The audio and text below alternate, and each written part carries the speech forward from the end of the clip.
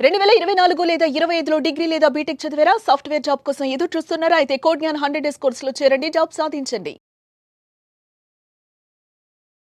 నమస్కారం విజయవేదన గారు. నమస్కారం నాగరాజ్ గారు. చాలామంది భార్యలు భర్త మీద డౌట్ ఉంటే ఏ విధంగా దాన్ని క్లారిఫై చేసుకోవాలనే దాని మీద పెద్ద ఐడియా ఉండదు. సైకాలజిస్ట్లో మీ దగ్గర చాలామంది కౌన్సిలింగ్ కోసం అని చెప్పేసి వచ్చుంటారు క్లయింట్స్. ఆ ఎక్స్పీరియన్స్ మొత్తం తీసుకొని చెప్పండి. ఎక్కువగా భర్తలు ఎటువంటి తప్పులు చేస్తుంటారు? ఓకే, అంటే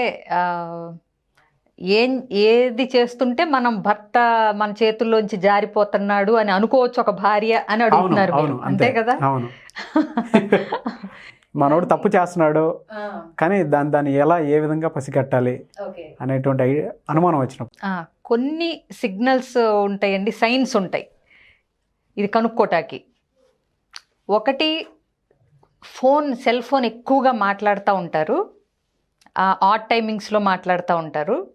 ప్లస్ ఫోన్ రాగానే అది తీసుకుని అలా నడుచుకుంటూ పక్కకి వెళ్ళిపోతారు. అంటే ఇక్కడ ఉన్నంతసేపు ఏమో అంటారు, పేరు పైకి అనలేరు కదా, సో మెల్లగా పచారులు చేస్తున్నట్టు అలా పక్కకి వెళ్ళిపోతారు, వెళ్ళి మాట్లాడుతుంటారు. ప్లస్ ఫోన్ మీద అంటే కాన్సన్ట్రేషను, ఆ ధ్యాస, ఫోన్ని జాగ్రత్తగా పెట్టుకోవటం, ఎవరు తమ ఫోన్ని అందుబాటులో లేకుండా పాస్వర్డ్స్ అవి పకడ్బందీగా ఉంచుతారు. ఇది వరకు పాస్వర్డ్ లేకపోతే కూడా ఇప్పుడు పెడతారు వాళ్ళ స్క్రీన్ చూడకుండా. ఇదొకటి ఫోన్ విషయంలో. అలాగే ఫోన్ మాట్లాడటం కూడా ఎక్కువ అవుతుంది. ఇదివరకు అంటే ఆఫీస్ నుంచి ఇంటికి రాగానే ఏదన్నా అత్యవసరమైన కాల్స్ అలాంటివి మాట్లాడేవాళ్ళు, ఎక్కువ ఫోన్స్ వస్తూ ఉంటాయి అన్నమాట ఇప్పుడు.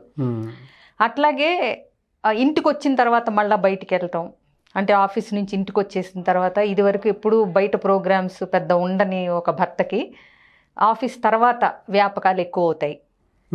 ఇంటికి అయితే ఆఫీస్ తర్వాత తిన్నగా ఇంటికి రాకుండా ఏదన్నా చేసి రోజుకో రీజన్ చెప్పి లేట్గా రావటం, బయట భోంచేయటాలు ఎక్కువ అవటం, ఇదొకటి మొదలవుతుంది.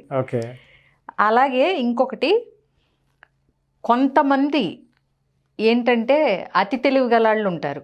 ఇలాగే ఇవి చేస్తుంటే ఎక్కడ దొరికిపోతామో లేకపోతే ఎక్కడ తెలిసిపోతుందో అనే గిల్టీ ఫీలింగు, భయం ఒకటి. భార్యకి అన్యాయం చేస్తున్నాను, ఇంకొక అమ్మాయి వైపు అట్రాక్ట్ అవుతున్నాను అనే గిల్టీ ఫీలింగ్ ఒకటి ఉంటుంది వాళ్ళల్లో కూడా. సో అందుకని కొంతమంది ఏం చేస్తారంటే భార్యకి అనుమానంగా రాకుండా ఉండటం కోసం భార్యతో అతి ప్రేమగా ఉంటుంటారు. ఇదివరకు అంత పట్టించుకోని వాళ్ళు ఇప్పుడు పని కట్టుకుని పట్టించుకోవటం, ఇదివరకు చిన్న చిన్న విషయాల్లో శ్రద్ధ చూపని వాళ్ళు ఇప్పుడు చూపించటం, అది అనుమానం రాకుండా నెట్టుకు రావటానికి ఇది మొదలు పెడతారనమాట. అంటే ఏంటి, అప్పుడు ఈవిడే భ్రమలో ఉంటుంది, మా ఆయన నన్ను చాలా బాగా చూసుకుంటున్నారు అనే ఫీలింగ్ లో ఉంచడానికి గౌరవం కూడా పెరుగుతుంది. అప్పుడు తెలియకుండానే ప్రేమ అనురాగాలు కూడా ఎక్కువ అవుతాయి. ఇది కొంతమంది మగవాళ్ళు ఈ టాక్టిక్స్ కూడా యూస్ చేస్తారు. ఇంకొకటి, మనం చూస్తే బాగా శ్రద్ధ పెడతారు రెడీ అవటం మీద కూడా. ఎందుకంటే ఎప్పుడైనా కొత్త ఒక వింత పాత ఒక రోత అనేది మనం అంటాం కదా. ఏదైనా సరే అమ్మాయి దగ్గరికి వచ్చేసరికి మళ్ళీ శ్రద్ధగా రెడీ అవటం అనేది స్టార్ట్ అవుతుంది, ఏ వయసులో అయినా సరే. సో కొంచెం శ్రద్ధ అంటే ఫిజికల్ ఫిట్నెస్ మీద, బాడీ మీద, అందం మీద, జుట్టు మీద, ఇవి కూడా కాస్త రెడీ అవటం, శ్రద్ధ పెట్టి రెడీ అవటం కూడా చూడొచ్చు మనం. ఇంకోటి, ఇంకా అంటే ఇవన్నీ చేస్తున్న ప్రతి వ్యక్తికి మనం అంటే వేరే అమ్మాయి వైపు అట్రాక్ట్ అయ్యారని అనలేం, కానీ బ్యాంక్ బ్యాలెన్స్ మీద కూడా మనం కన్నేస్తే కనుక ఖర్చులు పెరుగుతాయి కదా. ఇది కూడా ఒకటి చూసుకోవచ్చు. అంటే ఇంటి లెక్కల్లోకి రాని ఖర్చులు ఉంటాయి చూడండి, అవి చూస్తే కూడా ఎందుకు అంటే ఇప్పుడు ఎంత ఖర్చు అయింది కానీ మనకి ఇంట్లో ఏం కనపట్టలేదు, అది ఎక్కడికి వెళ్ళింది అనే దాన్ని బట్టి కూడా ఈవిడికి అనుమాన పట్టాకి అవకాశం ఉంటుంది. కానీ ఖచ్చితంగా అయితే మనం కన్ఫర్మ్ చేయలేము. ఇవన్నీ చేస్తున్నారని చెప్పి నీకెవరో అమ్మాయితో ఉంది అని పటపట ఇప్పుడు ఈవిడ అనుమానపడి అడగటం అయితే కరెక్ట్ కాకపోవచ్చు. సో ఇంకొకటి ఏంటంటే, ఇప్పుడు ఈ హస్బెండ్ కొలీగ్స్, ఫ్రెండ్స్ ఎవరైతే ఉంటారో కొంచెం వాళ్ళ ఆవిడికి కూడా వాళ్ళు తెలిసే అవకాశం ఉంటుంది. స్లోగా ఎప్పుడన్నా గెట్ టుగెదర్స్లో కానీ ఏదైనా సరే కొంచెం క్లోజ్ ఫ్రెండ్స్ అంటే వీళ్ళకి పరిచయాలు ఉంటాయి. అవును. సో ఏదన్నా డౌట్ వచ్చినప్పుడు కొంచెం అంటే మరీ అనుమాన పడిపోతున్నట్టు బయటపడకుండా అసలు మా వారు అంటే రాలేదండి ఇంకా మీకు ఏమన్నా తెలుసా, ఇట్లాంటి స్లోగా పరిచయాలు పెంచుకుని విషయం రాబట్టొచ్చు కొంచెం తెలివిగా గౌరవంగా. అది కూడా చెయ్యొచ్చు. వాళ్ళని అడిగితే కూడా ఏదన్నా ఉంటే కూడా అప్పుడు వాళ్ళు కూడా కొంచెం ఈవిడ్ని అంటే ఏమంటారు దాన్ని జాగరూకత పరిచే అవకాశం ఉంటుంది నిజంగా అది ఉంటే గనక. కొంత కాన్షియస్కి కొంచెం అవును, అంటే చేతులు కాలక ముందే ఆకులు పట్టుకోవచ్చు అనమాట. ఇంకా వీటితో పాటు ఇంకేముంటాయండి? ఈ జనరల్గా అండి ఇలాంటివి అలవాటు అవ్వటానికి భర్త అంటే గాడి తప్పటానికి ఏంటంటే ఎక్కువ మట్టుకు మేము చూసిన దానిలో ఏంటంటే డెలివరీస్ అప్పుడు భార్య పుట్టింటికి వెళ్తుంది చూడండి, ఇది వీళ్ళకి మెయిన్ టైం. పక్కదారులు పట్టేటానికి అవకాశం ఎక్కువ ఉంటుంది. ఓకే. సో ఎందుకంటే ఇప్పుడు 7వ నెలలోనో ఎప్పుడో వెళ్ళిపోతారు, మళ్ళీ పిల్లలకు 3-4 నెలలు వచ్చే వరకు రారు. అంటే సుమారుగా 6 నెలల గ్యాప్ మినిమం దొరుకుతుంది, అది ఫస్ట్ టైం డెలివరీకి వెళ్ళినప్పుడు. సో అందరు ఇలా చేస్తారని ఎప్పుడు మనం ఒక ఘాటిని కట్టేయలేం, కానీ ఇట్లాంటివి మొదలవటానికి అదొక అవకాశం, అదొక టైం కింద మనం చెప్పుకోవచ్చు. సో ఆ టైంలో చేస్తారు, ఎక్కువగా జరుగుతాయి, అవకాశం ఉంటుంది. సో ఒక 7 ఇవైతే చెప్పారు మీరు, అంటే అనుమానాలని క్లియర్ చేసుకోవాలి అని అంటే ఓకే, అక్కడి వరకు బాగానే ఉందండి. అంటే మీరు చెప్పిన ఇన్సిడెంట్ ఆల్మోస్ట్ ప్రతి ఇళ్లలో ఉంటాయి కాబట్టి ఈజీగా చెక్ చేసుకోవడానికి ఉంటుంది. ఇంకొకటి ఫోన్, ఒకటి బ్యాంక్ బ్యాలెన్స్, ఇక్కడ ఎవరైనా సరే దొరికిపోతారు. ఖర్చులు అంటే ఆటోమేటిక్గా తెలిసిపోతాయి. ఎందుకంటే వాళ్ళ ఆయనకి ఎంత సంపాదన, మనం ఇంటికి ఎంత ఖర్చు పెట్టుకుంటున్నాం, ఎట్లా బడ్జెట్ వేసుకుంటున్నాం అనేది ఆడవాళ్ళు బాగా గమనిస్తారు. అవును, ఇక్కడ దొరికిపోతారు. ఓకే. అండ్ ఇదంతా జరుగుతుంది, కంటికి కళ్ళ ముందు కనిపిస్తూ ఉన్నాయి, కానీ భర్తని క్వశ్చన్ చేయలేదు ఒక మహిళ. అటువంటి సమయంలో ఏం చేయాలని, అంటే ఎలా దీని నుంచి బయటపడాలి, అండ్ తనకి జాగ్రత్తలు కూడా అదే విధంగా చెప్పాలి, తనకు నచ్చ చెప్పేలాగా తన దారిలో తను తెచ్చుకునేలాగా చేయాలి. ఎవరైనా సరే ఒక్కసారి నువ్వు ఇలా చేస్తున్నావు అని చెప్పేసి అడిగితే అటేపు ఉన్నోడు ఈగో కూడా ఈజీగా రైజ్ అవుతుంది. నువ్వు చూసావా, నువ్వు చేసావా అని చెప్పేసి. పొరపాటున గనక వెనక నుండి ఇవన్నీ అబ్జర్వ్ చేశాను నేను, ఇవన్నీ ఓకే చేసుకున్న తర్వాతే నేను నీ దాకా వచ్చాను అన్న తెలిసినా కూడా నాకు తెలియకుండా నాతో పాటు ఉంటూ ఇక్కడ దాకా వచ్చావు నువ్వు, నా మీద నీకు అంత అనుమానమా అని కూడా రివర్స్ అయ్యే ఛాన్సెస్ ఉంటాయి. అవును. మరి అలాంటప్పుడు ఏం చేయాలండి? అంటే ఇలాంటప్పుడు కొంచెం అంటే పకడ్బందీగానే ప్లాన్ చేయాలండి.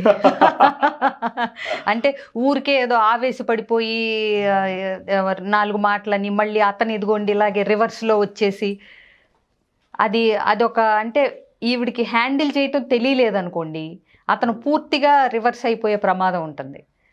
అంటే మీకు ఒకటి చెప్తాను నేను, వీళ్ళ సైకాలజీ కొన్నిసార్లు ఎట్లా ఉంటుందంటే దొరకకపోతే దొరలన్నట్టు,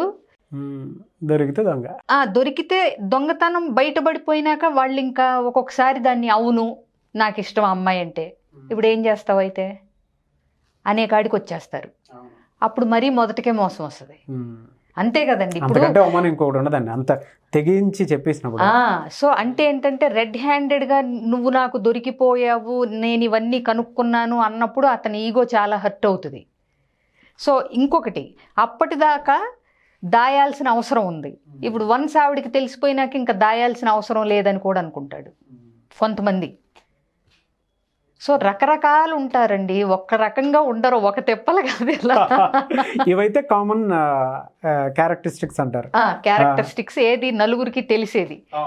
ఈ లోపలే ఇంకా కొత్తగా కనుక్కున్నారేమో, మరి వేరే మాకు చెప్పాలి, మగవాళ్ళు ఏమన్నా కనుక్కుంటున్నారేమో. మాకు జనరల్గా తెలిసేదైతే ఈ లక్షణాలు కనిపిస్తుంటే మనం భర్త చేతులు దాటిపోతున్నాడని ఒక అనుమానానికి రావచ్చు అని మాకు ఇవి తెలుస్తాయి. ఇంకా అంటే లేటెస్ట్ టెక్నాలజీస్ ఏమున్నాయో మనకు తెలియదు. ఇప్పటికి అంటే అందరికీ తెలిసి ఆలోచించాల్సినవి అయితే ఇవైతే క్లియర్గా. ఇంకా కొత్త టెక్నిక్స్ ఏమన్నా ఉన్నాయో నేను అంత అప్డేట్ అవ్వలేదేమో, కానీ ఇప్పుడు ఇవి డీల్ చేయటం మాత్రం పార్టీస్ కానీ లేట్ నైట్ స్పెండింగ్ ఎక్కువగానే. అదే అది కూడా మనం కవర్ చేసాం. లేట్ గా రావటం, రెస్టారెంట్లకి భోజనాలు బయట చేసి రావటం అన్న దానిలో కవర్ అయిపోతాయి ఇవి. అంతే కదా. అవును. సో ఇవి వచ్చినప్పుడు ఇది ఎట్లా హ్యాండిల్ చేయాలి, కన్ఫర్మ్ చేసుకోవాలి అనే దానికి కూడా కొంత ఒక టైప్ ఆఫ్ ఫార్మాట్లో వెళ్తే ఏంటంటే వాళ్ళు కూడా మారే అవకాశం. అంటే ఏంటి, ఈ అమ్మాయి ఉద్దేశం కూడా ముందు ఎలా ఉండాలంటే నిలబెట్టి కడిగేయటం కాదు, కానీ అతను మారాలి. కానీ మరీ ఆ ఈగో హర్ట్ అయ్యి అవమానపడేలా కాకుండా ఎలా హ్యాండిల్ చేసి మళ్ళీ గ్రిప్లోకి తెచ్చుకోవచ్చు అనే విధంగా ఆలోచన విధానం ఉంటే అతను రియలైజ్ అయ్యి మారటానికి ఎక్కువ అవకాశం ఉంటుంది. డైరెక్ట్గా నువ్వు ఇదిగో ఇలా చేసేసావు, నేను నిన్ను పట్టుకున్నాను, దొంగను పట్టుకున్నట్టు అంటే మాత్రం అతను రివర్స్ అయ్యే అవకాశాలు కూడా ఉంటాయి కొన్ని కేసెస్లో. సో అటువంటి కాకుండా మిమ్మల్ని అప్రోచ్ అవ్వచ్చా అటువంటి సందర్భాల్లో? అంటే అప్రోచ్ అయితే అండి ఎగ్జాక్ట్గా ఏంటి అంటే ఆవిడ అబ్జర్వ్ చేసినవి ఏంటి, అసలు మనం అనుమానపడటానికి ఎంత అవకాశం ఉంది, ఆ తర్వాత ఎట్లాంటి అంటే బిహేవియర్ ఈవిడ చేయాలి, ఎలా మాట్లాడాలి అనేది మనం ఒక సెషన్ కింద కౌన్సిలింగ్ తీసుకోవచ్చు. ఓకే, అప్రోచ్ అవ్వచ్చు మిమ్మల్ని. థ్యాంక్ యూ అండి. అండ్ నవంబర్ ఎండ్లో మరి క్లాస్ పెడుతున్నారని తెలిసిందే. ఏ విధంగా ఉండబోతుంది? November end 30th November end కానీ డిసెంబర్ ఫస్ట్ వీక్ కానీ అని అనుకుంటున్నామండి. ఇంకా డేట్ ఫైనల్ చేయలేదు. సో ఈ లోపల మేమేం చెప్తున్నామంటే ఎవరెవరికైతే ప్రీ మ్యారిటల్, ఇది ఇప్పుడు మేము నవంబర్ ఎండ్ కానీ డిసెంబర్ ఫస్ట్ వీక్ కానీ అని సెషన్ అనుకున్నది వర్క్షాప్ ప్రీ మ్యారిటల్ కౌన్సిలింగ్ మీద. ఎందుకంటే మాకు ఎక్కువ క్వశ్చన్స్, డౌట్స్ కామెంట్స్ రూపంలో వచ్చేవి కూడా అవి ఇంట్రెస్ట్ చూపిస్తున్నారు. ఓకే. సో ముందు అది చేద్దాం అనుకుంటున్నాం ఫస్ట్ వర్క్షాప్ కింద. తర్వాత కూడా కంటిన్యూ అవుతాయండి. ఈ లోపల మేమేమంటున్నాం అంటే November end December first week date confirm అయ్యే లోపల ఇప్పుడు ఈ వీడియోలో ఎవరైతే చూస్తున్నారో వాళ్ళని రిజిస్ట్రేషన్ కావాలంటే ఎన్రోల్ చేసుకోమంటున్నాం. అంటే ఏంటి, మాకు ప్రీ మ్యారిటల్ కౌన్సిలింగ్ అవసరం అని చెప్పి ఫోన్ నెంబర్ ఇచ్చేస్తే డేట్ కన్ఫర్మ్ అయిన తర్వాత మనమే వాళ్ళని అప్రోచ్ అయ్యి ఇదిగోండి పలానా డేట్లో ఫిక్స్ చేసామనేది చెప్తాము. ఓకే. ఇంకొకటి ప్రీ మ్యారిటల్ అక్కర్లేకుండా వేరే కావాల్సిన వాళ్ళు కూడా ఉంటున్నారు. సో వాళ్ళకు కూడా మేమేం చెప్తున్నామంటే కాల్ చేసి మాకు కపుల్ కౌన్సిలింగ్ అవసరం, లేదా మాకు పేరెంటింగ్ అవసరం, ఏది అవసరం అయితే అది చెప్పి ఫోన్ నెంబర్ ఇచ్చేస్తే ఆ సెషన్స్ ఎప్పుడైతే మేము ప్లాన్ చేస్తామో వాళ్ళకి ఇంటిమేట్ చేయడం జరుగుతుంది. అంటే పేరెంటింగ్ కావాల్సిన వాళ్ళకి పేరెంటింగ్ సెషన్ డేట్ ఫిక్స్ అయిన తర్వాత వాళ్ళకి ఫోన్ వెళుతుంది. ఓకే. అట్లా ప్లాన్ చేస్తున్నాం. ఎందుకంటే అందరికీ ఒకటే రిక్వైర్మెంట్ లేదు ఇక్కడ. కొంతమంది పేరెంటింగ్ అడుగుతున్నారు, కొంతమంది కపుల్ కౌన్సిలింగ్ అడుగుతున్నారు, మ్యారేజెస్లో డిస్టర్బెన్స్, కొంతమంది ప్రీ మ్యారిటల్ అడుగుతున్నారు. సో మేము ఏం ప్లాన్ చేస్తున్నాం అంటే ప్రతిదానికి ఒక వర్క్షాప్ ప్లాన్ చేద్దామని డిసైడ్ అయ్యాం. సో ఎవరికి ఏది అవసరమో మాకు పేరెంటింగ్ అవసరం అని చెప్పి వాళ్ళ ఫోన్ నెంబర్ ఇచ్చేసారనుకోండి, స్క్రీన్ మీద స్క్రోల్ అవుతున్న నెంబర్కి పేరెంటింగ్ సెషన్ మనం ప్లాన్ చేసిన వెంటనే వాళ్ళకి మన టీం నుంచి ఫోన్ వెళ్తుంది. డెఫినెట్గా అండి. థ్యాంక్ యూ సో మచ్ విజయపేదన గారు. And wish you all the best. మీ ప్రోగ్రామ్ అండ్ మీ క్లాస్ సక్సెస్ఫుల్గా కంప్లీట్ చేసుకోవాలని మనస్ఫూర్తిగా కోరుకుంటున్నాను. థ్యాంక్ యూ సో మచ్ అండి. థ్యాంక్ యూ అండి. చూసారు కదండి వీడియో. సో మీరు కనుక ఎటువంటి ప్రాబ్లమ్సే ఫేస్ చేస్తూ ఉంటే దాని నుంచి బయటపడడానికి రకరకాల మార్గాలు వెతుక్కుంటూ ఉంటే స్క్రీన్ మీద కనిపిస్తున్నటువంటి నెంబర్కి మీరు వెంటనే సంప్రదించి సలహాలు సూచనలు తీసుకోవచ్చు. లేదా ఈ కౌన్సిలింగ్ సెషన్కి సంబంధించిన భార్యాభర్తలు ఇద్దరూ కలిసి మేడం తోటి 1-2 sessions counselling through ముందుకెళ్ళొచ్చు.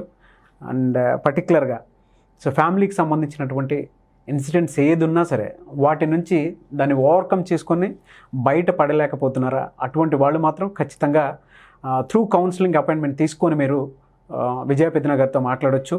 And online offline classes, workshops, వాటికి సంబంధించినటువంటి విషయాలు ఏదున్నా సరే విజయపేదన గారితో మీకు కావాలి అనుకుంటే ఖచ్చితంగా స్క్రీన్ మీద కనిపిస్తున్న నెంబర్కి మీరు సంప్రదించండి. వీడియోని లైక్ చేయండి, షేర్ మాత్రం తప్పకుండా చేయండి. అండ్ మీకు ఏ చిన్న ఇన్సిడెంట్ ఉన్నా సరే వాటికి సంబంధించినటువంటి విషయాలు వీడియో రూపంలో తెలుసుకోవాలి అని అనుకుంటుంటే కింద కామెంట్ బాక్స్లో పోస్ట్ చేయండి. ఖచ్చితంగా విజయపేదన గారు వాటి మీద సొల్యూషన్స్ రూపంలో వీడియో చేస్తారు. Thank you. ఈ వీడియోని లైక్ చేయండి, షేర్ మాత్రం తప్పకుండా చేయండి. అండ్ ఇలాంటి మరిన్ని వీడియోస్ కోసం మా ఛానల్ ఫాలో అవ్వండి. అండ్ ఎటువంటి ప్రాబ్లమ్స్ ఎవరైనా ఫేస్ చేస్తున్న వాళ్ళు ఉండుంటే మీరు పర్సనల్ కౌన్సిలింగ్ కోసం కావాలి అనుకుంటే కూడా స్క్రీన్ మీద కనిపిస్తున్న నెంబర్ సంప్రదించవచ్చు. లేదు మేము అక్కడ దాకా రాలేము అనేటువంటి వాళ్ళు కింద కామెంట్ బాక్స్లో పోస్ట్ చేయండి. Thank you.